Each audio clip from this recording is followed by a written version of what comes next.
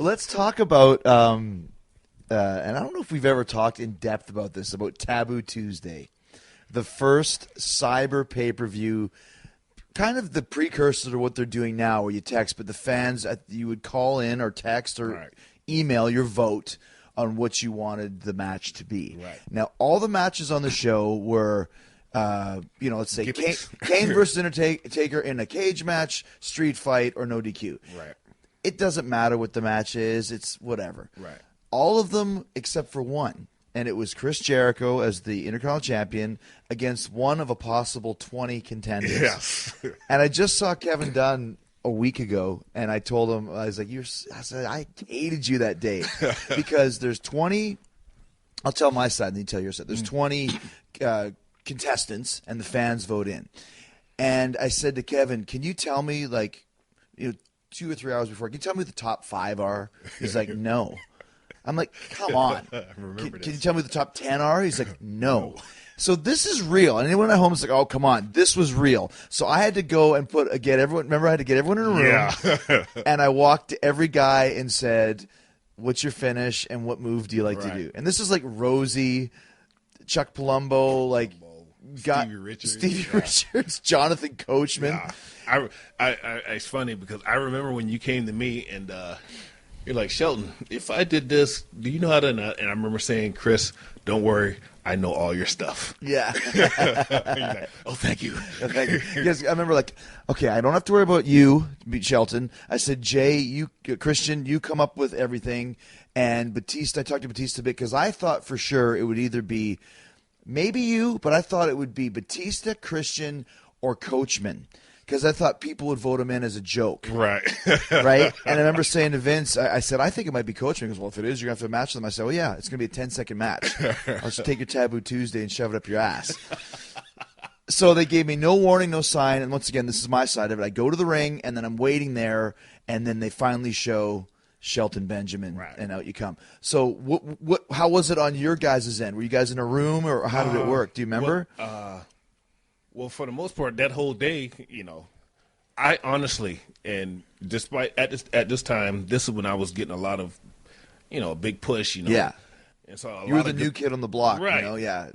But at the same time, I didn't feel like I was a fan favorite in any way, even though because you weren't. Like I said, I wasn't demeaning you, but I said it's going to be Christian or Batista, maybe Shelton, but I don't think. Because there hadn't been any big Shelton Benjamin chants or anything. It wasn't like a Daniel Bryan thing where they're waiting to see you go. Right. You were just the guy that you did good matches. People would cheer and then go to the next guy. Right. And I remember when they had us all line up, I wasn't paying attention because in my head I'm like, it's going to be Batista. Oh, so you were thinking it was? I'm thinking So they had you line up to tell you or to film your guys' faces? to film our reaction. Yeah.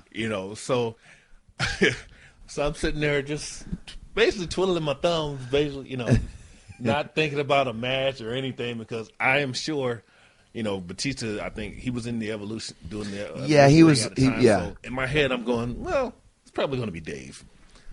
Not thinking about it. So when they announced my name, if you go back and watch the tape, there's a delayed reaction. Because it was one of those, huh? Oh, yeah. But I was like, oh shit! It's like that Eddie Murphy thing where it's like, let's vote for Jesse Jackson. He fucking won. Yeah, that's what it's like. What? I won? What? So, I go to the ring and again, like you said, we really didn't plan a match. But luckily for me,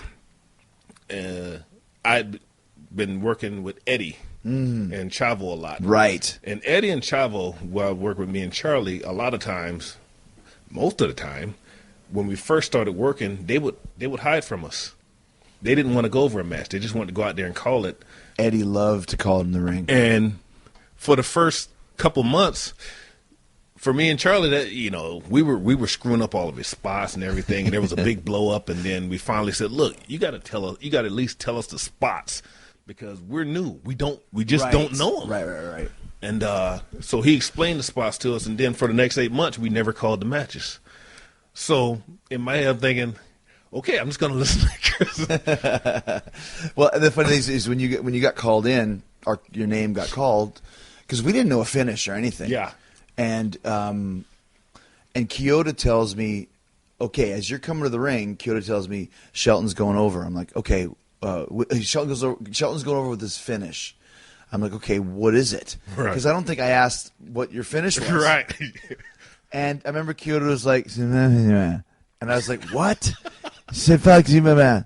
What? So you watch it back, I got this like shitty look on my face, which I'm sure Vince was like, oh, he doesn't want to lose. But I was like, I can't understand what you're saying, you idiot. And then he's trying to call it in Carney. I'm like, stop the Carney. You're coming down to the ring. I'm like, I'll figure it out. Then you came in the ring, and I said, first lockup, what's your finish? Yeah. Because I remember saying you're going over, you were like, what?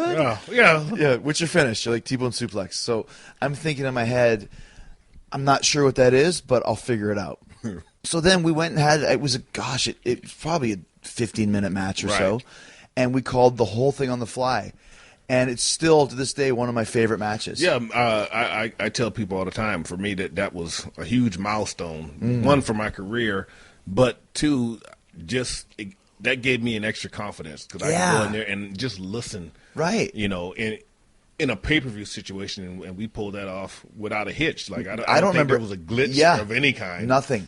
So and even for me too, like I've been working for years, but you don't call a lot in the ring as you get further on in your career because it's very regimented with TV. You've got 5 minutes, do this. What's the camera shot? Where's the angle? So it was like freedom, like live without a net. Yes. You know, and I remember just like it was so much fun. And then finally I was thinking ahead, like, what should we do? What should we do? And then finally it was time. I gave you something, you kicked out, and I beat you up in the corner. I said, reverse it, catch me with your finish. So you threw me in the corner. I jumped to the second rope. When I've never watched it back, I just remember this. I jumped to the second rope, and I said, okay, T-bone suplex. I'm not sure what that is, but if I jump off like a starfish and leave my arms and legs wide open, you'll find it and capture me in it. And then I jumped, and he caught me. It was like kind of the T-bone thing, and boom, and 1, 2, 3. So, but if people only knew the real story, that's when I would tell people, you know, you hear I call it the '80s ignorance fans. Oh, wrestling's fake. It's staged. Yeah. Is there scripted? Yeah. Okay. Yeah. It's scripted if you're not good. Yeah.